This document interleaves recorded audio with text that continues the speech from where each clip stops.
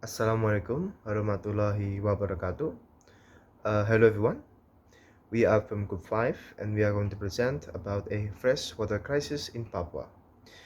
Our group consists of Fiihinna Adisty, Laillia Ajeng, and of course myself, Marhaban Ramadhan. The topic that we shall present to you will be divided into 4 categories. How did the crisis happen? The problems the local and regional government are facing, the effects of the crisis, and the government's attempt in trying to rectify the crisis, which we shall explain further in detail as we go on. And now I'm going to discuss about why the crisis occurred. Now, the crisis occurred mainly because of 3 major reasons. One of them being the absurdly long summers that has been going on in Papua for a couple of months now.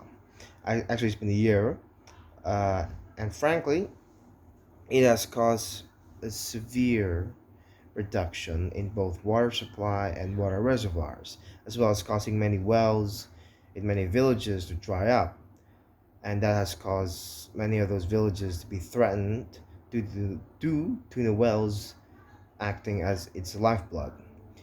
The other reasons is because of the consistent decline of the water flow. And this is mainly because, as I said, the absurdly long summers that have been occurring for over a few months in Papua. And this has caused some rivers to stop flowing altogether in certain parts of Papua, causing many villages, um, you know, to be thirsty and lacking in a supply of water. The other major reason is because of environmental disasters. A string of environmental disasters from wildfires and illegal logging operations has disturbed and damaged many water filtration systems in the region, causing the soil to dry up and threatening cities, towns, and villages with drought and the lack of any potential water reservoirs in the future. And now, I'm going to discuss about the problems the local and regional government are facing as their attempts to deal with the crisis in Papua.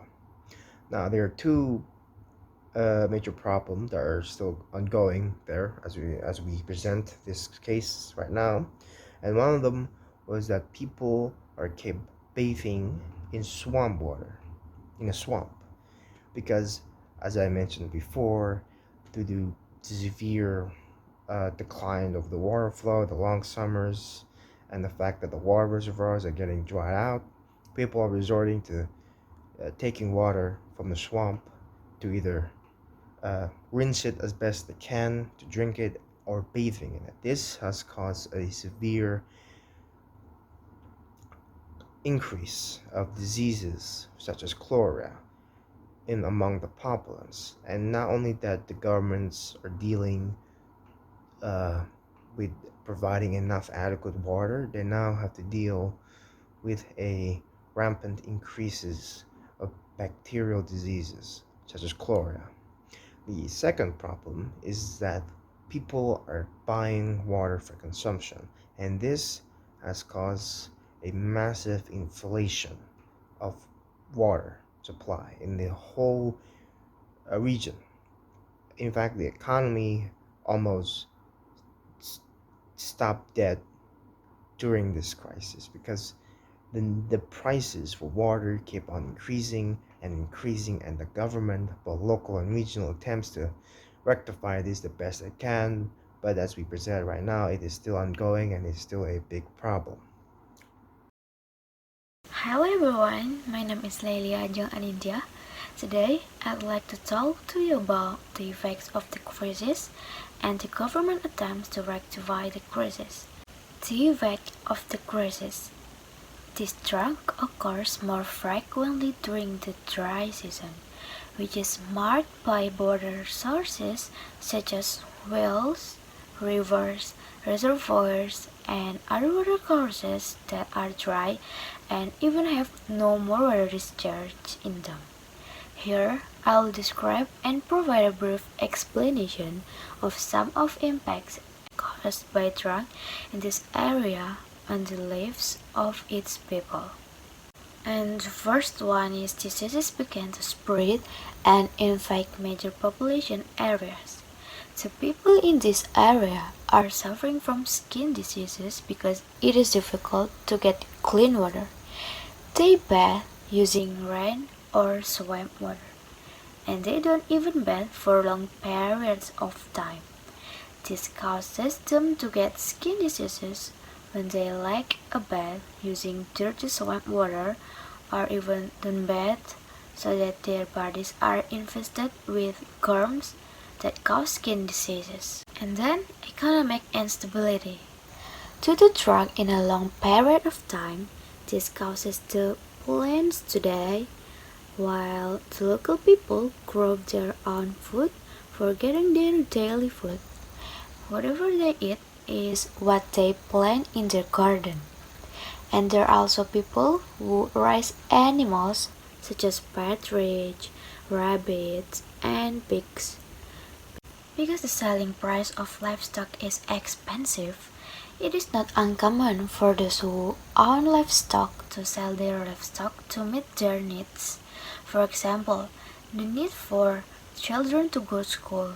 When the drought hit, no one provided irrigation for their crops, and this also affected their livestock because the people could not provide food to their livestock, so they can't sell their livestock, and then they can't get economic income.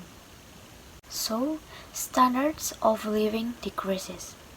The standard of living of the local community has decreases due to the water crisis, which has caused their daily lives to be disturbed and their lifestyle has deteriorated. And the last one is sanitation standards decreases.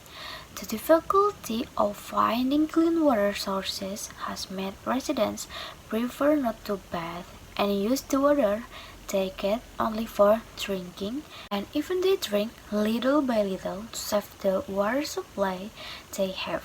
Defecating and urinating, they choose not to use water to clean themselves because the water condition is very minimal. But not infrequently, there are residents who still choose to clean themselves after defecating using swamp water. But only a few do it. The most important thing is to drink, bathe, and clean up their bodies are lately. It seems that this situation explains how big a sanitation issues they have in times of drought. There are several efforts to assist the government provided to residents in this area. The efforts given are useful for meeting the water needs of people in this area. Some of these effects are: the first one is PDAM, building reservoirs and water management installations. The PDAM of the Jayapura region is working with the Papua River Basin to make efforts to respond quickly and fulfill basic needs in the form of clean water. The government is also building water reservoirs which will be channeled regularly through pipes directly to the houses of affected residents. And then Pertamina supplying the local population with water and medical assistance. Pertamina supplies clean water by means of a tanker to the residents and mobilizes a medical team to carry out health checks and treatment for residents who are sick. And then cleaning village and towns well. As we have seen, in a state of drought, it will definitely make the water condition worse or dirty. Likewise, what happened to the residents' wells, the water became dirty because of this drought. The purpose of cleaning up residents' wells is so that residents' wells can be reused and can continue to carry out household activities such as cooking and washing. The next is building retention basin. The construction of a reservoir is useful for collecting rainwater that falls so that it can be used by local residents, used for cooking and drinking in every single day. So the last one is using the local Sentani Lake as a water source. Lake Sentani is the closest water area to the residential areas, so the government and local people work together to make pipelines to the homes of residents so they can use the water for cooking and drinking. Thank you for the opportunity. I'm Fiihinna Adisty. Okay, so looking at the problem and their impact, we can provide the solution. What are the solutions? From now on, stop public littering. It is often found that people like to public littering. We can prevent it by sort and dispose of trash in their place. Second, creating infiltration gallery. By providing infiltration gallery for water absorption, it can help because trees are one of best natural filters for preserving clean water. Next, biopores. This water infiltration method is aimed at overcoming stagnant water by increasing for water absorption in the soil. Next, creating rainwater harvesting system. One of benefit of rainwater harvesting can be done by the citizen in the household to get clear water of higher quality. Then, planting more trees.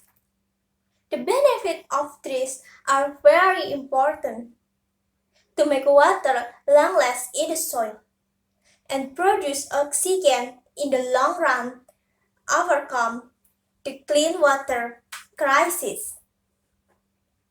And last, deforestation. This reduces runoff and evaporation so that groundwater will be available for longer. Then, what are we waiting for? Let's plant our trees. Finally, we are going to conclude. Here's the conclusion.